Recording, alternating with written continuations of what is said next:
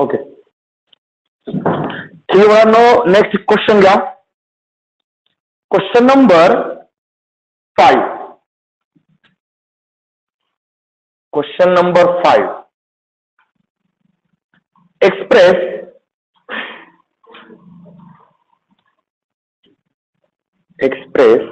the following numbers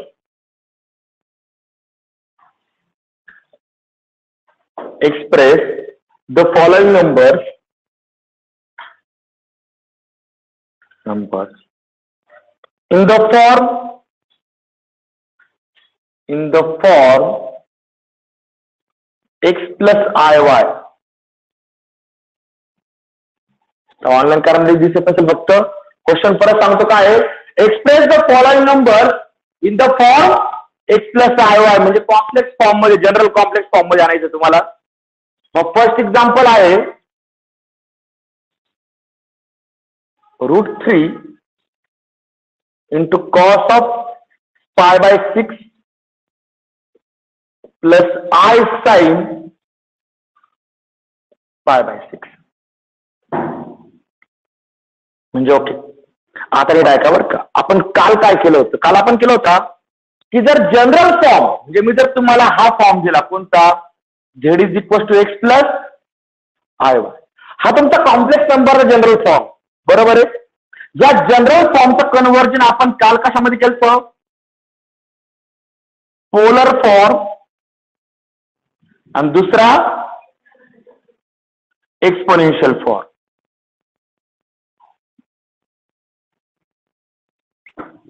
okay, polar form कोणता होता, z is equal to r into bracket cos theta plus, आणि exponential form कोणता होता, बरोबर आहे. हा तुमचा कॉम्प्लेक्स नंबरचा जनरल फॉर्म, हा त्याचा पोलर फॉर्म, आणि हा त्याचा एक्सपोनेन्शियल फॉर्म. आता उलटा क्वेश्चन आहे. काल आपण जनरल फॉर्म कडनं इकडे येत होतो, बरोबर आहे. आज उलट इकडनं तिकडे जायचं.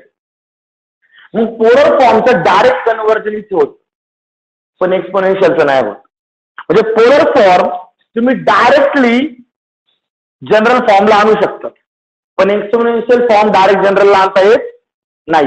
मग त्यावेळेस त्या एक्सपोनेन्शियलचं कन्व्हर्जन पोलरला करावं लागतं, आणि नंतर पोलर टू जनरल फॉर्म. आता पोलर टू जनरल डायरेक्ट येतं मी असं म्हणतो ना, कसं. तर पहिलं एक्झाम्पल आपण सॉल्व्ह करू. पावर का आता कोणीच रायटिंग करायचं नाही. Polar to general form direct असं माझं म्हणणं आहे. आता मी काय करतो बा, solution. Let z is equal to √3 into bracket cos of π/6 plus i sine π/6. Okay, आता फक्त इथे लिहून ठेवतो, हा कोणता फॉर्म आहे, पोलर फॉर्म. मान्य का प्रत्येकाला. हा पोलर फॉर्म आहे, आणि पोलर फॉर्मचं डायरेक्ट कन्व्हर्जन जनरल फॉर्मला होतं. याकरता दोनच गोष्टी करायच्या. इथे आलाय कॉस आणि साइन, या दोघांच्या व्हॅल्यू पुट करून द्यायची, ऑटोमॅटिक जनरल फॉर्म मध्ये आन्सर आहे. मग आता कॉस ऑफ π/6 आणि साइन ऑफ π/6 या व्हॅल्यू मला पुट करायच्या आहे. मला नाही आठवती, मी पहिले लिहून घेणार आहे.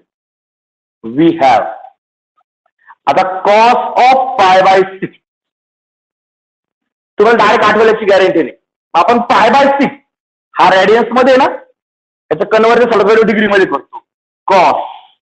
आता रेडियन टू डिग्री येताना कसं करतो आपण, पायची व्हॅल्यू जर 180 घेतली, पाय रेडियस म्हणजे किती डिग्री, 180. मग जरी तो 180 पुट केला तर 180/6 किती होईल रे. पाठ करायची गरज नसते बघ. म्हणजे π/6 म्हणजे किती डिग्री झाला. आता cos 30 किती,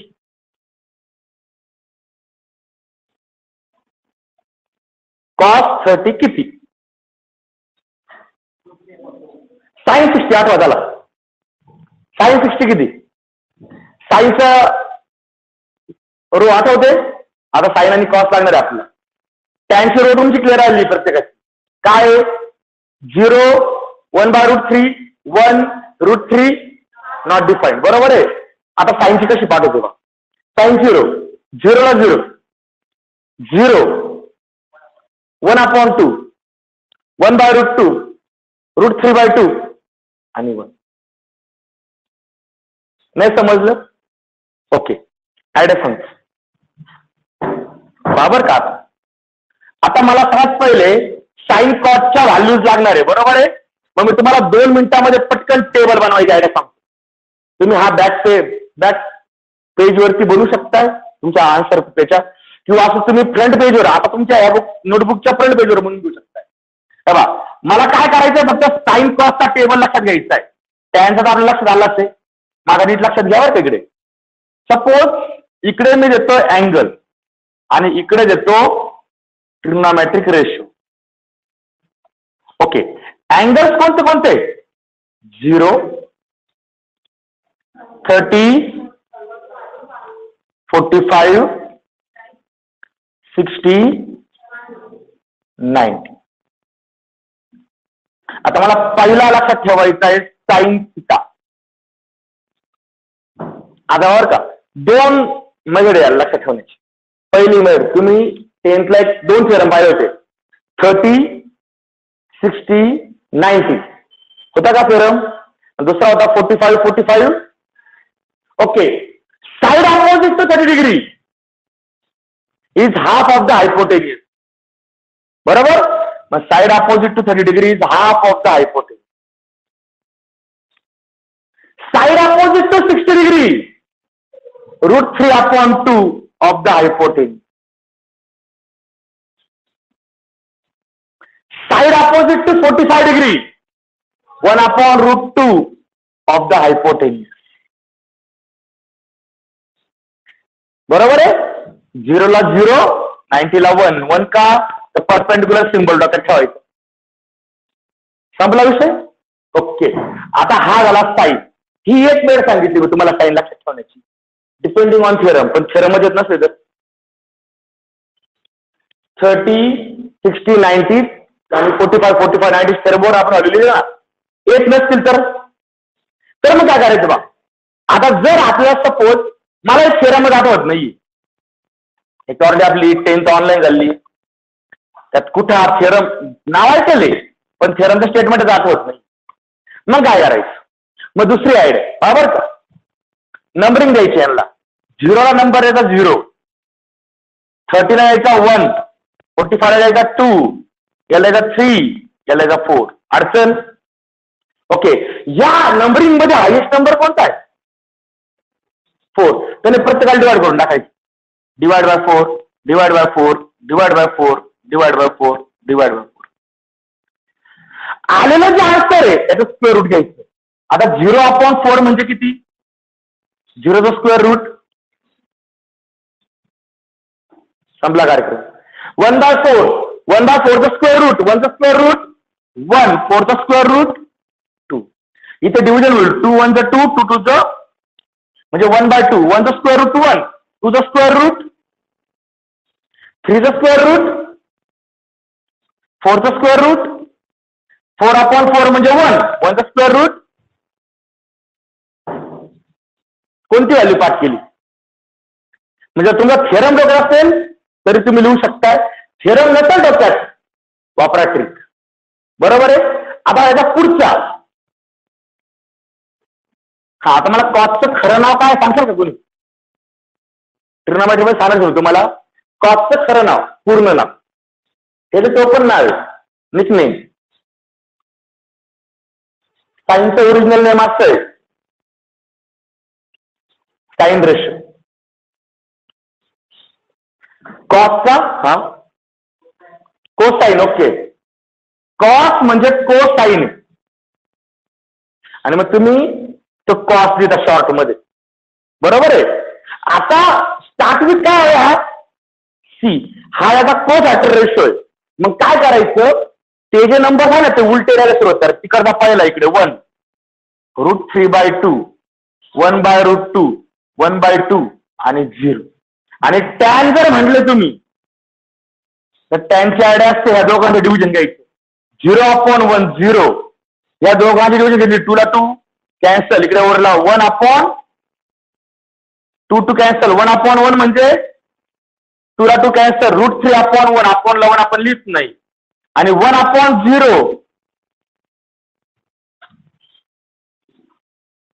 एक सुद्धा व्हॅल्यू पाठ नाही केली. पुढे येणारे कॉस्ट स्टार्ट विथ सी ना तो उलटा लाईट पुढे सेक लाईट आहे नाही का हे तुम्हाला ट्रिग्नोमेट्री लिहून देईल. सध्या फक्त वाटलंच तुम्ही हे दोन लिहून ठेवू शकता पुढे तर की ह्या व्हॅल्यू आता आपल्याला लागणार आहे या क्वेश्चनसाठी या व्हॅल्यूज लागणार आहे. ओके हा चार्ट या प्रकारे जर तुम्हाला बनवत येत असेल तर व्हॅल्यूज डोक्यात राहतात आणि येत्या वर्षभरामध्ये तुमच्या ह्या एकूण किती व्हॅल्यूज आहे 15 व्हॅल्यूज प्रत्येक पाठ होतात. इतक्या वेळा आपण वापरतो ना की ऑटोमॅटिक या व्हॅल्यूज लक्षात राहायला लागतात. जसं तुमचा टॅन लक्षात राहिलाय बा टॅनला राहिला लक्षामध्ये. ओके आता हा साईन पण राहणार आणि कॉस्ट पण राहणार. ओके टेबल फ्रंट पेजवर लिहून ठेवा फक्त. ओके ठीक आहे बाळांनो. आता मला इथे व्हॅल्यू पाहिजे साईन कॉस्ट 30ची व्हॅल्यू सांगा बरं काय इथे √3/2 म्हणजे ही व्हॅल्यू आली √3/2 अँड दुसरी व्हॅल्यू मला कोणती लागते रे sin π/6 परत कॉस साइन π/6 म्हणजे किती. ओके sin 30 किती तिथे पहा बरं. आता हळूहळू तुम्ही डिग्रीचा सपोर्ट घेताय हळूहळू आम्हाला सपोर्ट कट होऊन जाईल तुमच्यासाठी डायरेक्ट रॅडियन टू व्हॅल्यू डिग्रीची गरज पडणार नाही. पण काही एक्झाम्पल अजून आपल्याला रॅडियन एवढा क्लिअर झाला नाहीये त्यामुळे काही दिवस आपण रॅडियन डिग्री घेत राहणार आहे नंतर हळूहळू डिग्री गायब होऊन जाईल. ओके टाका दोन्ही व्हॅल्यूज तिथे देअरफॉर झेड बिकम्स काय होईल रे √3 इंटू ब्रॅकेट कॉस ऑफ π/6 ची व्हॅल्यू किती √3/2 प्लस I इंटू अडचण. आता हा जो √3 आहे हा ब्रॅकेट मधला प्रत्येक टर्मला मल्टिप्लाय म्हणजे या टर्मला पण मल्टिप्लाय आहे या टर्मला पण मल्टिप्लाय आहे. जर मल्टिप्लाय केला तर झेड इज इक्वल टू काय √3 इंटू √3 √3² प्लस I इंटू √3/2 अडचण म्हणजे तिथे स्क्वेअर आणि स्क्वेअर रूट म्हणजेच मला फायनली झेड भेटला किती z is equal to 3/2 plus √3/2 into I तो I मागे लिहिला किंवा पुढे लिहिला काय फरक पडत नाही. ओके झाला करा x + IB या फॉर्म मध्ये x + IY.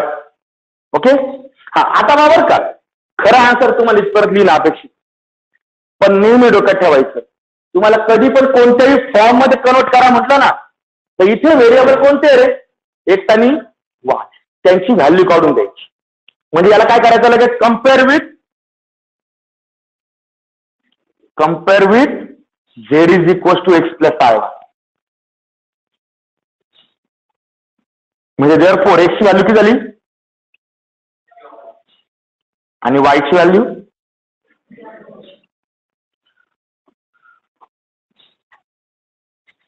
ओके डायजेस्ट मध्ये आन्सर इथपर्यंत दिलंय पण माझ्यामध्ये ते इनकरेक्ट कारण तुम्हाला एखाद्या फॉर्म मध्ये कन्वर्ट करा म्हटलं तुम्ही त्या फॉर्म बरोबर कम्पेअर केलं पाहिजे म्हणजे त्याचा आन्सर त्या फॉर्म मध्ये आलंय याचा अर्थ असतो कम्पॅरिझन करतो तेव्हा त्याचा फॉर्म मध्ये आला असा मिनिंग होतो.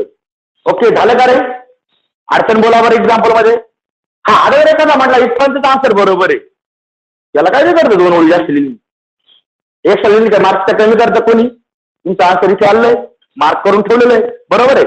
ओके हे पुढचा पार्ट की जर x आणि y चा व्हॅल्यू विचारला तर हे अडचण बोला बरं. अरे एक्झाम्पल समजलं म्हणजे polar form to general form येणं खूप सोपं आहे फक्त तुम्हाला काय करायचंय रे त्या साइन आणि कॉसची व्हॅल्यू पुट करायची बरोबर आहे. हा उद्योग खूप सोपा वाटतो कधी जर अँगल 0 त्याच्या पुढे गेला तर नुसार अँगल यूज करायचे. ठीक आहे, ओके. इथपर्यंत लिहा प्रत्येकाने. तिकडचं चार्ट पुसू. वाटलंच तुम्हाला लिहायचं आहे तर घर जाऊन रेकॉर्डिंग लेक्चर आपण पुसायचं. रेकॉर्डिंग लेक्चर मध्ये त्याची आयडिया तुम्हाला दोनदा दिसेल. दोन आयडिया ना. पहिली आपली थेरमची आयडिया आणि दुसरी डायरेक्ट व्हॅल्यूच्या कॅल्क्युलेशनची आयडिया. ओके.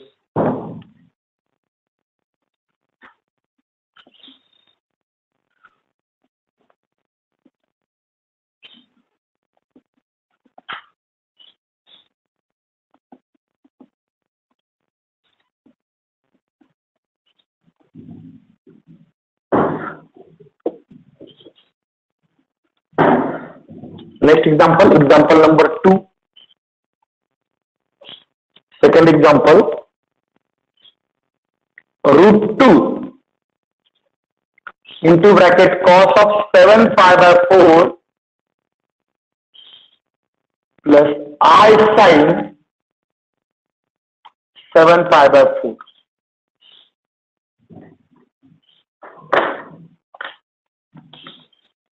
ओके, बघा हे आन्सर झाला असेल ते आन्सर स्टार्ट करायचे. हे लक्षात घ्या. हा पोलर फॉर्म, एक्सपोनेन्शियल फॉर्म यावरच एक्झामला असणार आहे. आता 4 तारखेपासून सगळं क्लिअरली शाळा कॉलेज सुरू होणार, म्हणजे तुमची युनिट टेस्ट होणारच. युनिट टेस्टला हा चॅप्टर काय आहे? पेपर फर्स्ट आहे, पेपर सेकंड आहे.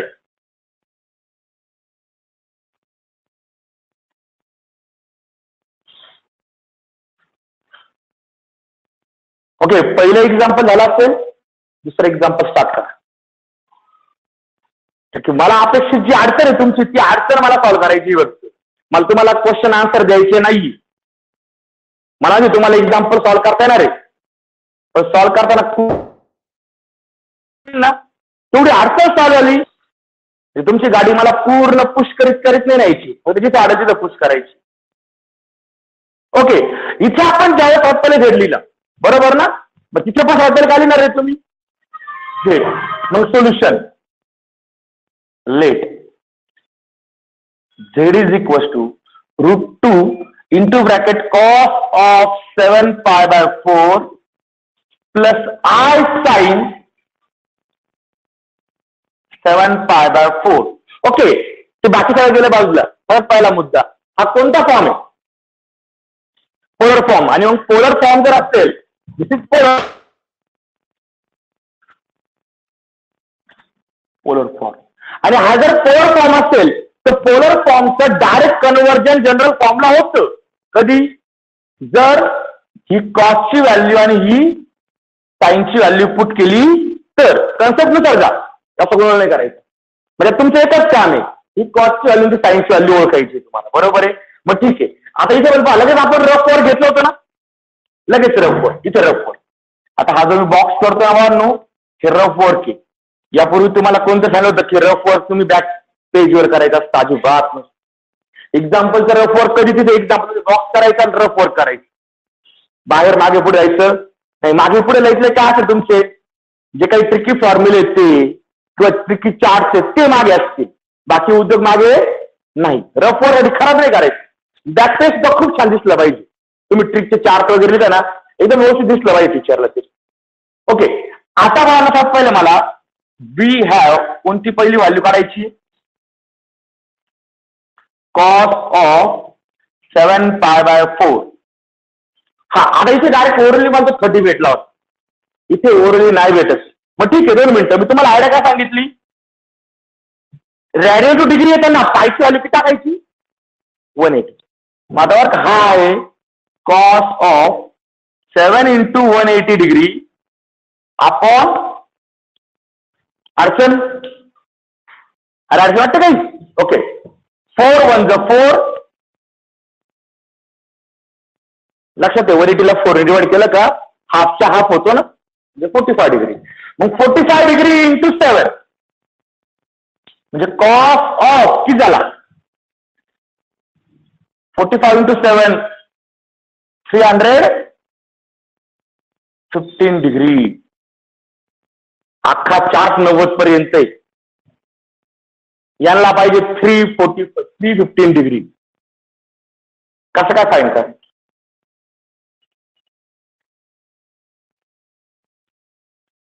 कसं काय फाईंड करायचं? हा याचा अर्थ फर्स्ट क्वाड्रंट मध्ये नाहीये. मग हा कोणत्या क्वाड्रंट मध्ये? 345 315 डिग्री. क्लिअर कट डिग्री बा. तर आपण क्वाड्रंटचा विचार घेतो तर हा 0, हा 90 डिग्री, हा 180 डिग्री, हा 270 डिग्री आणि हा परत आपण या प्रकारे मोशन घेतली. बरोबर आहे. ओके. आता बाळांनो क्लिअर कट दिसतोय की 315 हा कुठे येणार आहे? फोर्थ क्वाड्रंट मध्ये. मग मी फोर्थ क्वाड्रंटची आयडिया तुम्हाला काय 2 पाय मायनस थीटा घ्यायचा. म्हणजे हा एक लक्षात ठेवा, अँगल कधी पण 360 ला नाही तर 180 ला स्प्लिट करायचं. 90 ला आणि 270 ला स्प्लिट करायचा नाही. याचं रिझनिंग मी तुम्हाला ट्रिग्नोमेट्री मध्ये सांगेल काय. देखो डोक्यात ठेवायचं, अँगल जर तुमचा स्प्लिट करायचा असेल तुम्हाला तर कुठे करायचा? ओके. आता तो जो काय आहे 315 डिग्री हा मला दोन प्रकारे लिहिता येईल. 270 प्लस किती? 45 डिग्री. 270 प्लस 45 डिग्री किती होईल? बरोबर आहे. आणि 360 मायनस 45 डिग्री किती होईल? बरोबर आहे ना. मग आता सांगा 270 प्लस 45 केला तरी किती येतो? आणि 360 मायनस 45 केला तरी किती येतो? मग स्प्लिट कुठे करायचा? 360 ला. 45 ला करायचा नाही. ओके. मग आता मी हा स्प्लिट करतो 360 ला. म्हणजे आता मला हा अँगल कसा लिहिता येईल रे? This can be written as cos of 360 degree minus 45 degree. बरोबर आहे. अरे बरोबर आहे का? डायग्राम तुमच्या समोर आहे. मला सांगा 360 हा कोणाला इक्वलंट असतो? म्हणजे 360 हा कोणाला इक्वलंट आहे? 0 ला. म्हणजे तुम्ही याचा विचार घेतला काय किंवा नाही घेतला काय फरक पडतो का रे? म्हणजे हे मला कसं लिहिता येईल? कॉस ऑफ मायनस अडचण ट्रिग्नोमेट्री सिंपल आहे. फक्त तुमच्या डोक्यात एकदा कॉन्सेप्ट समजली पाहिजे. आता कॉस ऑफ मायनस थिटा हा फॉर्म्युला तुमच्या 10च्या बुक मध्ये होतो. कारण तुम्ही 10th पण शिकवतो. माझी कॉस ऑफ मायनस थिटा हा फॉर्म्युला 10th ला होता. तर मी तुम्हाला तरी फॉर्म्युला आठवलेला लावणार. हे तुम्हाला सांगून होतो. कॉस जो आहे ना कॉस हे एक इव्हन फंक्शन. कॉस हे काय आहे? Even function. कॉस वरती मायनसचा कोणताच इफेक्ट होत. कॉस वरती या मायनसचा कोणताही इफेक्ट होत नाही. म्हणजे कॉस ऑफ मायनस थिटा काय असणार? Cos theta. म्हणजे हा काय असणार? Cos of 45 degree. म्हणजे आन्सर किती येणार?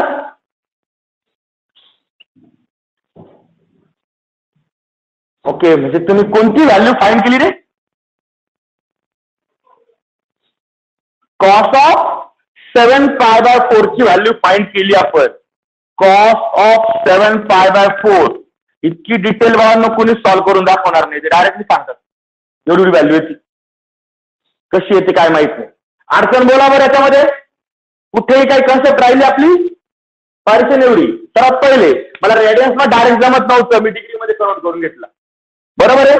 डिग्रीमध्ये आल्यानंतर मी ठरवलेलं काय आहे? अँगल एकतर 180च्या पुढे असेल तर 180 प्लस करायचं. बरोबर आहे. म्हणजे 180 ला स्प्लिट करायचं आहे. आणि 360च्या अराउंड असेल तर 360 ला स्प्लिट करायचा. 90 ला किंवा 270 ला स्प्लिट करायचा नाही. बरोबर. मग हा अँगल मी 360 ला स्प्लिट केला. आणि तुम्हाला त्या डायग्राम मध्ये आठवल 0, 90, 180, 270 परत 360. 360 हा कोणाला इक्वलंट आहे परत 0 ला. बरोबर आहे. मग तो 360 इज इक्वल टू 0 गायब करून टाकू. उरला मायनस. आणि कॉस हे कोणतं फंक्शन आहे? Even function. मग तुम्ही इव्हन फंक्शन असेल, इव्हन फंक्शनचं वैशिष्ट्य काय असतं? पॉवर जर इव्हन आला, -1चा पॉवर जर इव्हन आला तर काय असतं? +1 च्या मायनस काय इफेक्ट होतो का? नाही. मोठं उद्योग. कॉस हे इव्हन फंक्शन आहे. म्हणजे कॉस वरती मायनसचा कोणताही इफेक्ट होत नाही. तुम्ही वाटलं तिथं फॉर्म्युला लिहू शकताय कोणता, cos of minus theta is equal to cos theta. Cos of minus theta is equal to cos theta. आपण हा फॉर्म्युला इथे यूज करतोय. समजलं का? दहावीला ट्रिग्नोमेट्री का ऑप्शन टाकायची नव्हती. कुशाल कोणतरी वेळाने सांगितलं की दहावीला ट्रिग्नोमेट्री ऑप्शन टाका आणि तुम्ही टाकून दिली. त्याने कधी 11-12चा सिलेबस पाहिलेला नाहीये. त्याने असेल का तिने असेल, त्यांनी कधी 11-12चा सिलेबस पाहिलेला नाहीये. त्यामुळे ट्रिग्नोमेट्रीचा इम्पॉर्टन्स काय आहे त्यांना काहीच कळत नाही. त्यांना स्वतःच ट्रिग्नोमेट्री बोंबाल देत. मी स्पष्टपणे बोलत असतो, कारण निम्मे शिम्मे शिक्षक हे मॅथ्सच नसतात. फिजिक्सचं असतं कोणतरी, कोणतरी केमिस्ट्रीचं असतं, ते तुम्हाला 10th मॅथ्स शिकवतं, त्याला हेच येत नसतं. त्याने फुकट केमिस्ट्री घेतला किंवा फिजिक्स घेतला. हे येत असं तर काय त्याने केमिस्ट्री किंवा फिजिक्स घेतला असता, क्लिअरकट मॅथ घेतला असता ना. ओके, डोक्यात ठेवा, ट्रिग्नोमेट्री 10th ऑफ नाही टाकली का भविष्यामध्ये खूप मोठा लॉस होतो. आता हा मेसेज तुम्ही पुढे फॉरवर्ड करायचा आहे. मी दरवर्षी सांगतो प्रत्येक बॅचला, पुढच्या बॅच सांगा तुमच्या ओळखीच्या मुलांना. नाही सांगत तुम्ही त्यांना वाटतं आमचं वाढवलं त्यांचं वाढवलं. महाराष्ट्रीयन टेंडन्सी. ओके, आता पुढची व्हॅल्यू मला काढायची, मी फक्त ही व्हॅल्यू काढली आताची.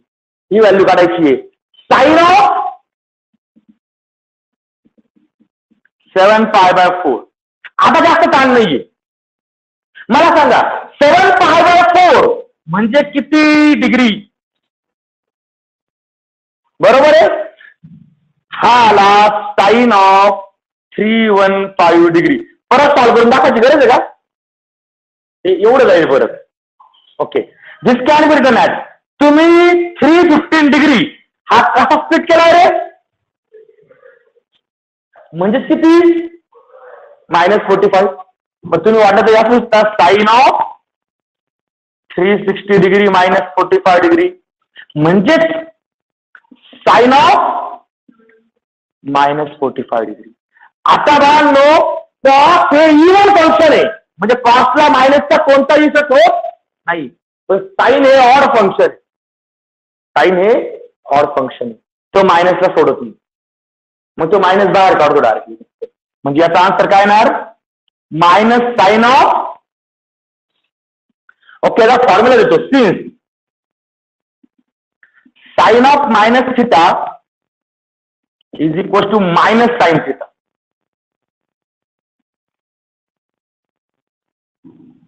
Sign of minus theta is equal to minus sine theta. आणि कॉसला काय फॉर्म्युला आहे? Cos of minus theta is equal to cos theta. कॉसला मायनसचा कोणताही इफेक्ट पडत नाही. साइन गरज ते मायनस साइन बाहेर येतं फक्त. ओके, मग आता राहिला प्रश्न मायनस साइन 45 डिग्री किती रे? साइन 45 डिग्रीची व्हॅल्यू तुम्हाला माहिती आहे ना किती? टेबल मध्ये चेक करा किती? 1/√2. तो मायनस आहे असाच. ही व्हॅल्यू कोणाची आली?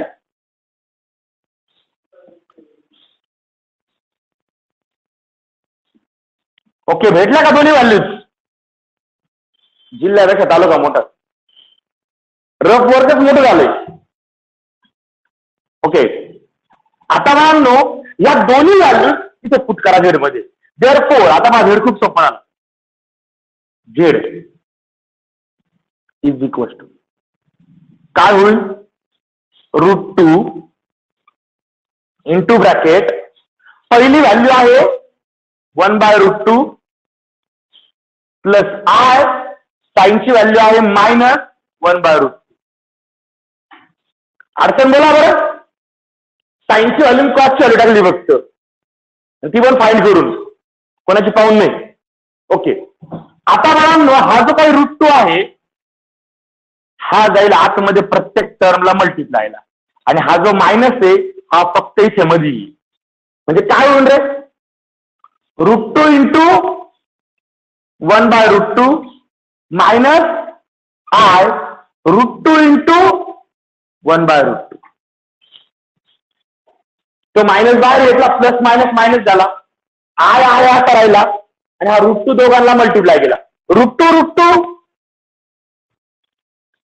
म्हणजे तुम्हाला सांगा final answer 1 minus I into one लिहिलं तर चालतं किंवा नाही लिहिलं तर चालतं, म्हणजे आय. ओके, आता पुढची जी स्टेप आहे ती काय आहे? Compare with x plus i y. ती कंपॅरिझन तुम्ही करायची आहे. Compare with x plus i y. एक्सची व्हॅल्यू किती येईल? 1 आणि वायची व्हॅल्यू. आता मला सांगा, ते पोलर फॉर्मचं कन्व्हर्जन नॉर्मल फॉर्म मध्ये 3 स्टेप मध्ये झालंय, पण ते रफ वर्कच तेवढं झालं. म्हणून म्हटलं जिल्ह्यापेक्षा तालुका मोठा. एक्झाम्पलचं ओरिजिनल आन्सर 4 ओळीचं आहे, पण ते रफ वर्कच गावभर आहे. निम्मा बोर्ड रफ वर्क भरला अडचण, पण ते रफ वर्क इम्पॉर्टंट. ते खालचं आन्सर तुम्हाला सोपं वाटतंय, पण ते काही सोपं आहे किंवा कसं जमल? जर ते रफ वर्क जमलं तर ते आन्सर जमतं. जर ते रफ वर्कच नाही जमलं तर व्हॅल्यू जर चुकीच्या पुट केल्या तर आन्सर चुकणारच. समजतंय? ओके, अडचण बोला बरं एक्झाम्पल मध्ये. ऑनलाईन करणारी अडचण. आता अडचण एकच आहे, ट्रिग्नॉमेट्री. पण एक असं ठेवा, जास्त ट्रिग्नॉमेट्री तुम्ही डोकं नाही लावत. जेवढं मी सांगतोय ना तेवढं डोकं ठेवा. आपला पुढे 3 चॅप्टर ट्रिग्नॉमेट्री. ती झाल्यानंतर तुमची ट्रिग्नॉमेट्री पूर्ण क्लिअर होऊन जाईल. आयुष्यात ट्रिग्नॉमेट्री त्रास देणार नाही. फक्त सांगतो त्याप्रमाणे जर ट्रिग्नॉमेट्री केली तर. म्हणजे मी आज सगळ्या ट्रिग्नॉमेट्रीचा काही फॉर्म्युला पाठ नाही केला, पण सगळे फॉर्म्युले डोक्यात. कारण एकच की तुम्ही ट्रिग्नॉमेट्री पाठ केली का ती विसरते.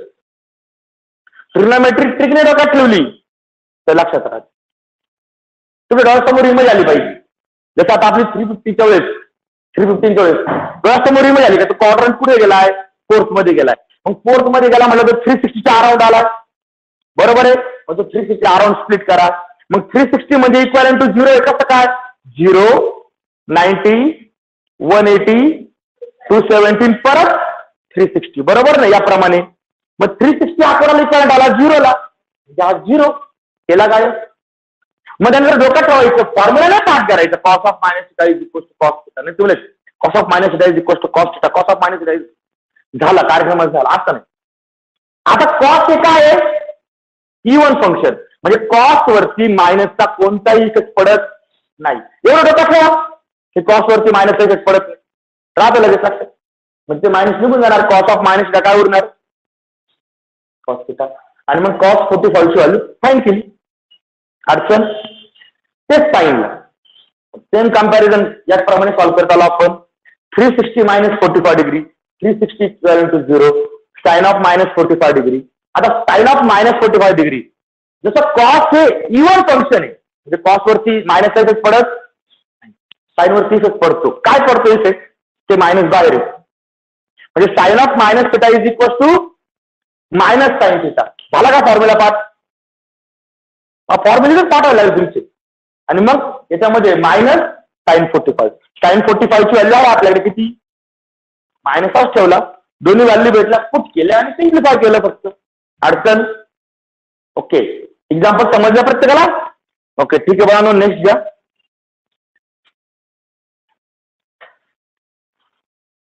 Next example number 3. इकडचं पुष्प आता.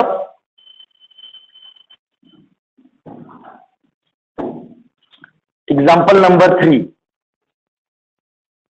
इथे थोडस रफ वर्क वाढणार आहे. आता रफ वर्क मोठं होत जाणार आहे. आन्सर तेवढंच राहणार आहे. Example number 3. 7 into bracket cos of minus 5 pi by 6 plus i sine minus 5 pi by 6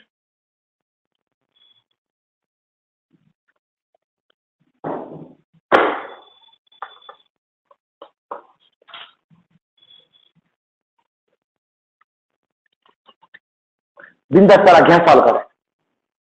तुम्ही जोपर्यंत ट्रिग्नॉमेट्रीला घाबरत राहणार ना तोपर्यंत ट्रिग्नॉमेट्री तुम्हाला घाबरत राहणार. नॉर्मली जगात पण हा रूल आहे. जोपर्यंत तुम्ही घाबरता तोपर्यंत पुढचा तुम्हाला घाबरवत. ज्यावेळेस तुम्ही पुढच्याला घाबरायचे बनवतात ना तो घाबरायचा बंद होऊन. मग तोच रूल इथे आहे. ट्रिग्नॉमेट्री तुम्ही घाबरता म्हणून ट्रिग्नॉमेट्री तुम्हाला आणखीन घाबरत. बिंदास ट्राय करा, होईल ते होईल, बिंदास होईल ते होईल. घ्या सॉल्व करायला. ते मागच्या एक्झाम्पलला एक्स वाय लिहिला ना तुम्ही, मी लिहिलेलं नाही तिथे एक्स वाय तुम्हाला लिहायचं आहे. ओके, पहिली स्टेप तर प्रत्येकाला जमणारच, त्या स्टेपला यायला काही अडचण नाही. Let z is equals to 7 into cos of minus 5 pi by 6 plus I sin minus 5 pi by 6. अडचण बोला. अरे अडचण, हा आता एकच मेन प्रॉब्लेम राहिला. हा कोणता फॉर्म आहे? Polar form. पोलर फॉर्मचं कन्व्हर्जन जर मला जनरल फॉर्मला करायचं असेल तर दोनच गोष्टी करायच्या. ती कॉसची व्हॅल्यू पुट करायची पहिले, आणि नंतर दुसरी एवढंच काम करायचं आपलं. हा कॉस फाइंड करायचा आणि हा साइन फाइंड करायचा, बरोबर आहे. तो फाइंड करायसाठी तुम्ही काय घेता? Rough work. घेतलं रफ वर्क. वी हॅव किंवा वी नो दॅट, लयच काय वाटलं सर नो दॅट. ओके, आता पहिला मला पहिला कोण फाइंड करायचा आहे?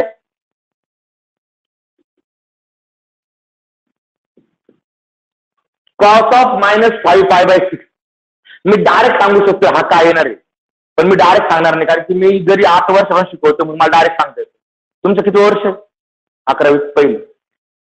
मग मी जर डायरेक्ट सांगत असेल तर मला माहिती आहे माझा एक्सपिरियन्सचा भाग, पण तुमचा एक्सपिरियन्स 0 आहे सध्या 11वीचा. तर तुम्ही झालं कोणी मागच्या वर्षी 11वीला परत बसलो 11वीला, बरोबर आहे नाही ना? मग त्यामुळे डायरेक्ट सांगत नाही. सिम्पली पहिला उद्योग मला सांगा, कॉस्टला मायनसचा इफेक्ट पडतो का? अडचण मायनसची ना, मग कॉस्ट वरती मायनसचा इफेक्ट पडतो का? नाही. म्हणजे हा झाला कॉस ऑफ 5 पाय बाय 6. कारण काय? Cos of minus theta is equal to cos theta. तुम्हाला वाटलं तुम्ही रिझनिंग देऊन ठेवा. या फॉर्म्युला काय फॉर्म्युला येईल इथे?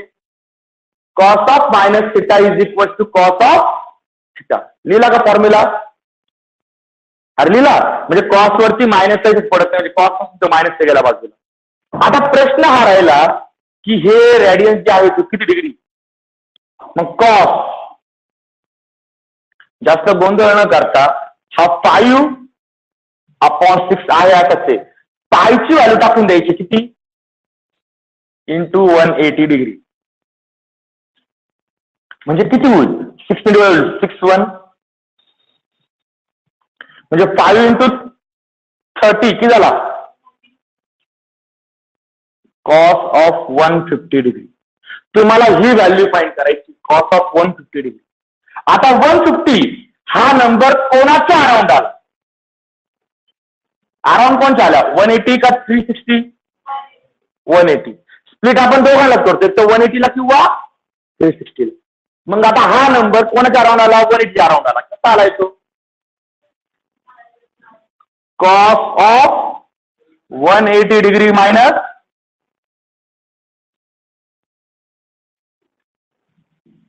ओके. हा कोणत्या क्वाड्रंट मध्ये? सेकंड क्वाड्रंट मध्ये, बरोबर आहे. आता 360 म्हणजे 0 असतो, 180 म्हणजे 0 नसतो. त्याचा परत गुणोत्तर. ओके. आता मला याची व्हॅल्यू फाइंड करायची. याकरता आपण एक जी ट्रिक पाहत असतो ती ट्रिक इथे घ्यायची, बरोबर का? परत इथे एक ट्रिक. हा तुमचा फर्स्ट क्वाड्रंट, हा हा आणि हा. ओके. आता जो हा क्वाड्रंट आहे ऍक्च्युली 180 डिग्री म्हणजे रेडियस मध्ये किती? तुम्हाला फॉर्म्युला रेडियस मध्ये डिग्री मध्ये. हा आहे पाय आणि हा काय? ऍक्यूट अँगल म्हणजे थिटा. म्हणजे पाय मायनस थिटा. म्हणजे कोणता क्वाड्रंट इंडिकेट करतोय? तसं आपण 150 सेकंड क्वाड्रंट मध्ये यायला पाहिजे. म्हणजे इथला अँगल असतो पाय मायनस. आता प्रश्न आला की हा कोणता रेशो आहे? कॉस. आता मी तुम्हाला ट्रिक सांगतो काय उद्योग येते.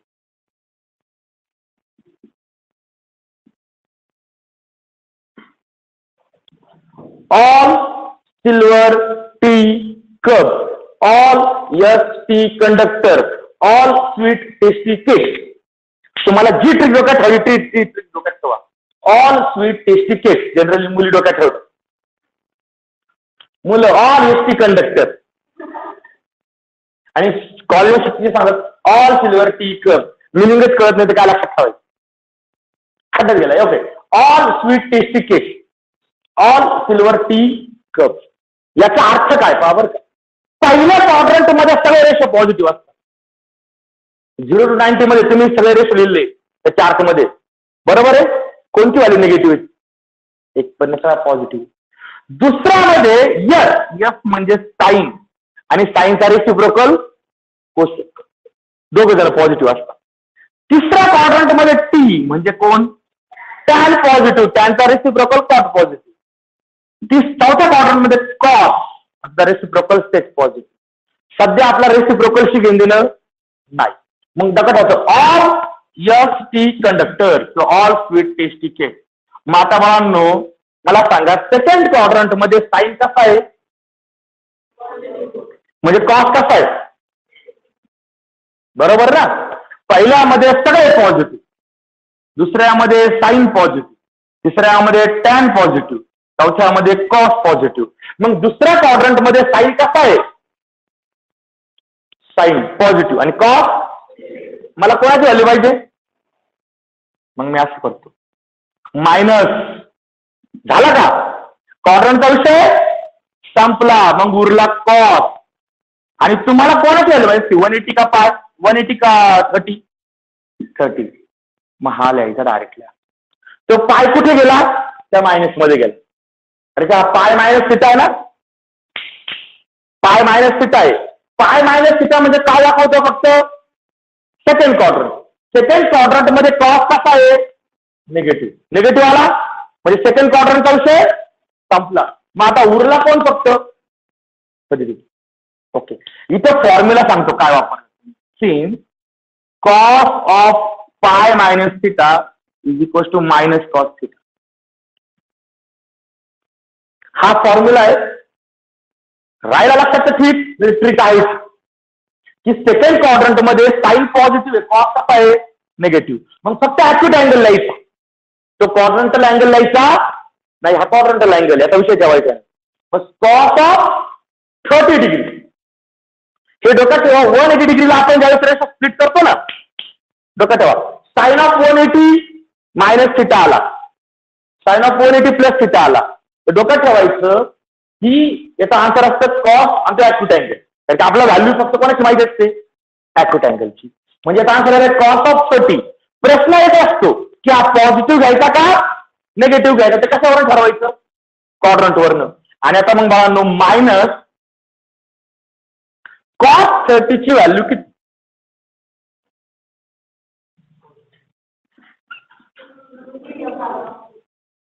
√3/2. ही आली कॉस ऑफ -5π/6 ची व्हॅल्यू. मायनस √3/2. कॉस निगेटिव्ह आलाय कारण की ऑलरेडी तो अँगल सेकंड क्वाड्रंट मध्ये लाय. मोठ्याने बोल. इव्हन फंक्शन आहे त्याच्यावरती फक्त मायनस थिटा आला ना, फक्त मायनस थिटा म्हणजे मायनस व्हेरिएबल आला तर त्या मायनसचा इफेक्ट पडत नसतो. हे सुद्धा आपल्याला मायनसचा इफेक्ट नाही पडला, पण हा पाय मायनसचा इफेक्ट आहे. हा जो मायनस आला ना हा कोणामुळे आला? पाय मायनस मुळे. हा जर नसता तर मायनसचा इफेक्ट पडला नसता. कारण की क्वाड्रंट नुसार ना, फोर्थ क्वाड्रंट मध्ये कॉस कसा आहे? मग मायनस थिटा. किती तर पॉझिटिव्ह होतं. ओके. आता कॉसला खूप डोकं खाल्लंय, साईनला डोकं खावं. अँड दुसरी व्हॅल्यू कोणती फाइंड करायची? Sine of -5π/6. आता मला पहिला मुद्दा सांगा. Sine of minus theta, sine मध्ये निगेटिव्ह व्हेरिएबल आला ना. आता साइन कोणतं फंक्शन आहे? ऑड. मग तो मायनस क्लिअर कट काय होतो? म्हणजे काय होणार? मायनस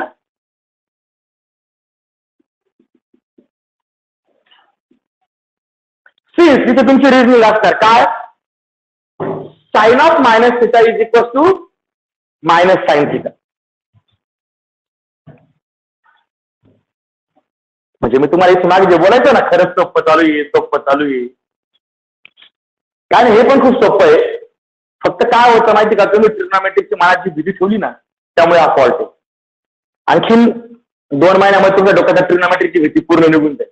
कारण की आपण रोज 10-12 एक्झाम्पल ट्रिग्नोमेट्रिक केला, मग काय होणार, ट्रिग्नोमेट्री रोजची झाली, मग काय भीती वाटणार. Okay, sine of minus theta is equal to minus sine, बरोबर आहे. हा, आता बाळांनो, हा जो काही अँगल आहे 5π/6 म्हणजे किती डिग्री रे, आणि तो कसा स्प्लिट केला आपण, म्हणजे हे जर मी असलेलं which is equal to minus sine of 150 degree म्हणजेच minus sine of 180 degree minus 30 degree. अडचण. आता हा जो काय आहे 180 म्हणजे पाय, आणि हा काय आहे थिटा. आता आपला क्लिअर कट माहिती आहे, हा जो मायनस आहे या बाहेरच्या मायनसला मी तसंच ठेवतो, मला फक्त याची व्हॅल्यू फाइंड करायची, वाटलं त्याला ब्रॅकेट टाकतो रेड पेन, चालेल का. हा आपला पहिला फॉर्म्युला आला मायनस.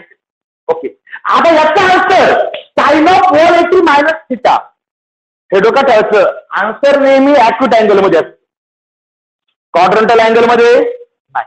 म्हणजे साइन ऑफ, याचा आन्सर 100% काय असणार, साइन ऑफ 30 डिग्री, बरोबर आहे. अरे बरोबर आहे, प्रश्न एकच राहिला, पॉझिटिव्ह घ्यायचा का. मग आता हा जो काय अँगल आहे पाय मायनस थिटा कोणत्या क्वाड्रंट मध्ये येतो, सेकंड क्वाड्रंट मध्ये साइन कसं असतं, त्या बाहेरच्या मायनसचा आणि त्या साईनचा काही संबंध सध्या तरी नाही. सध्या आपण तो फॉर्म्युला इथे लिहिलाय, इथं मी फॉर्म्युला जो लिहिलाय तो इथं कोणता आहे, sine of pi minus theta is equal to sine theta. बनवलाय मी तो इथे, मी काय पाठ नाही केले. ओके, म्हणजे हा किती आला रे, minus plus minus minus plus minus sine 30 degree म्हणजे मायनस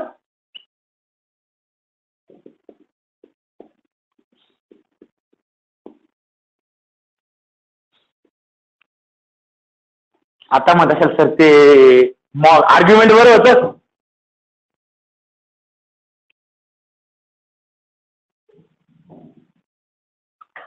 ओके, झाला दोन्ही व्हॅल्यूज फाईन, द्या पुट करून तिकडे.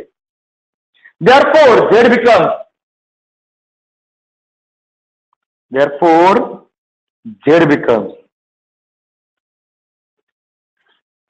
z is equal to 7 into bracket cos of minus pi by 60 minus root 3 upon 2 plus I sin of minus pi by 60 है minus 1/2. दोन्ही values put केल्या. आता क्लिअर कट, हा जो 7 आहे हा याला पण मल्टिप्लाय आणि याला पण मल्टिप्लाय, हा इथला मायनस फक्त बाहेर घेतो, प्लस मायनस मायनस होईल. म्हणजे फायनल आन्सर असं येतंय z is equal to minus 7 root 3 upon 2 minus 7 upon 2 into I.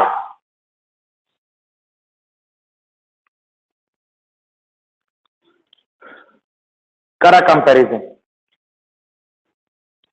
Compare with x plus IY. x ची व्हॅल्यू आली मायनस 7 रूट 3 अपॉन 2 आणि y ची व्हॅल्यू आली मायनस 7/2.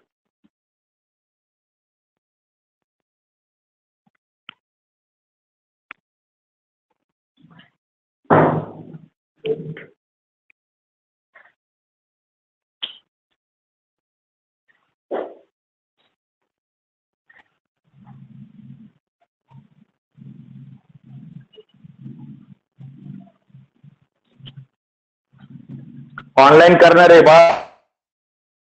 ऑफलाईन लिहून बसता, तर आता हळू ट्रिग्नोमेट्री सुरू झाली.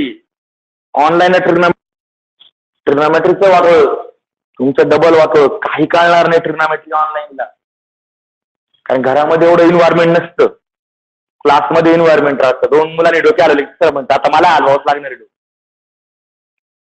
ओके, एक्झाम्पल प्रामाणिकपणे. आता तुमचं एक फॉल्ट आहे हे आम्हाला एक्झामला आठवल का? प्रश्न हाच आहे ना. तो प्रश्न सोडून जे बोर्डवरती मी लिहिलंय ते कन्सेप्ट टू कन्सेप्ट समजलंय. हा, आता प्रॉब्लेम काय आहे? एक्झामला आठवलं पाहिजे फक्त. बरोबर आहे, आठवतं. जर तुमची कन्सेप्ट डोक्यात फुल क्लिअर झाली आहे, एक्झामला ऑटोमॅटिक आठवत. सर्वात पहिला मुद्दा काय आहे की तो जो अँगल आहे तो मायनस असेल तर साईन वरती पडणार आहे, साईन वेळेस ते मायनस बाहेर येणार आहे, कॉस वेळेस ते मायनस पैसे काही होणार नाही. नंतर तो जो काही अँगल रेडियस मध्ये दिलाय तो कशामध्ये कन्वर्ट करायचा? डिग्रीमध्ये. डिग्रीमध्ये कन्वर्ट केला तुम्हाला ऑर्डर त्याचा क्वाड्रंट समजतो. 0 to 90 असेल तर फर्स्ट क्वाड्रंट, 90 to 180 असेल तर, 180 to 270 असेल तर, आणि 270 to 360 असेल तर. ओके, प्रत्येक क्वाड्रंट वाईज तुम्हाला आयडिया माहिती आहे. ऑल स्वीट टेस्टी केस, ऑल एसटी कंडक्टर. काय डोक्यात ठेवायचं ते डोक्यात ठेवायचं. बरोबर आहे. ओके, ऑलचा अर्थ काय? पहिल्या क्वाड्रंट मध्ये सगळे रेशो पॉझिटिव्ह. हा जो काही फर्स्ट क्वाड्रंट आहे यात सगळे रेशो पॉझिटिव्ह. दुसऱ्या क्वाड्रंट मध्ये फक्त साईन पॉझिटिव्ह. आता आपण रिसिप्रोकल घेत नाही, साईन पॉझिटिव्ह. तिसऱ्यामध्ये इथे हा जर मी साईन पॉझिटिव्ह मध्ये कॉस कसा असणार? इथे मी टॅन पॉझिटिव्ह म्हटलो, साईन आणि कॉस त्यावेळी काय असणार? निगेटिव्ह. इथे कॉस पॉझिटिव्ह म्हणजे साईन आणि टॅन निगेटिव्ह असतो. बरोबर आहे. मग त्यानुसार काय करायचं? डोक्यात ठेवायचं कोणत्याही क्वाड्रंटल, आता क्वाड्रंटल अँगल ज्यांनी अँगल आणि मेजरमेंट केले त्यांना माहिती 0, 90, 180, 270, 360 हे जे आहे काय क्वाड्रंटल अँगल. बरोबर आहे. Angle made by quadrant. Okay, म्हणजे ह्या क्वाड्रंटल अँगलची व्हॅल्यू आपल्याला माहिती नसते. म्हणजे आन्सर क्लिअर कट आहे, cos of 3 degree acute angle बरोबर. फक्त प्रश्न काय असतो? मायनस घ्यायचा का प्लस घ्यायचा? तो कशावर ठरवायचा? क्वाड्रंटवर.